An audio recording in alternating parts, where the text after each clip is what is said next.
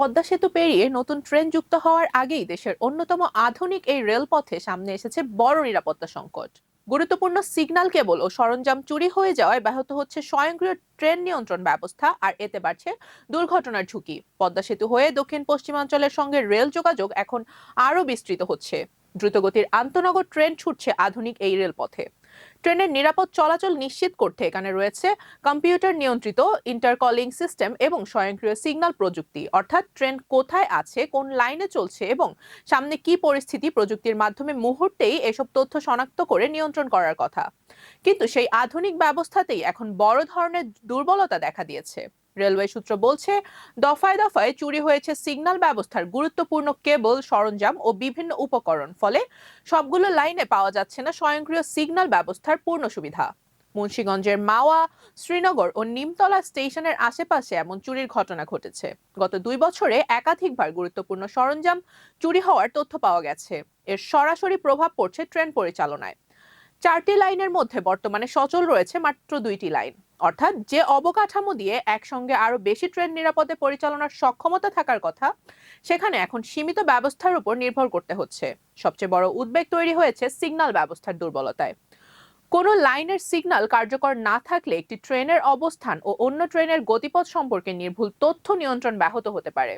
আর রেলপথে কয়েক সেকেন্ডের ভুলও ডেকে আনতে পারে ভয়াবহ দুর্ঘটনা। আধুনিক কম্পিউটার ভিত্তিক ব্যবস্থার বদলে কোথাও কোথাও পুরনো পদ্ধতিতে ট্রেন পরিচালনার প্রয়োজন হচ্ছে।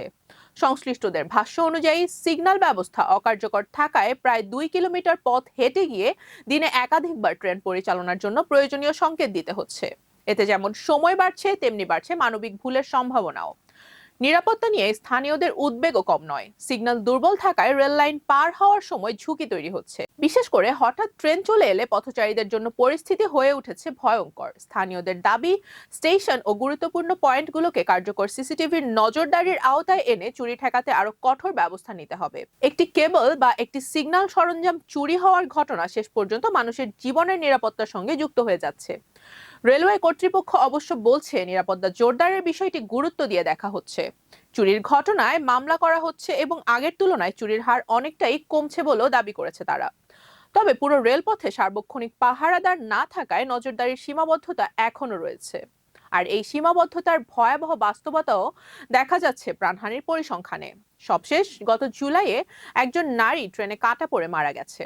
সব মিলিয়ে গত 2 বছরে মুন্সিগঞ্জের এই রেলপথে ট্রেনে কাটা পড়ে প্রাণ হারিয়েছেন অন্তত 8 জন পথচারী।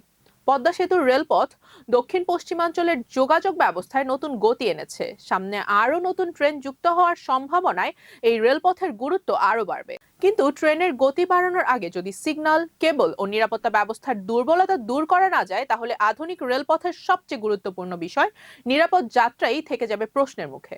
রুবাইয়া জান্নাত, টাইমস 24।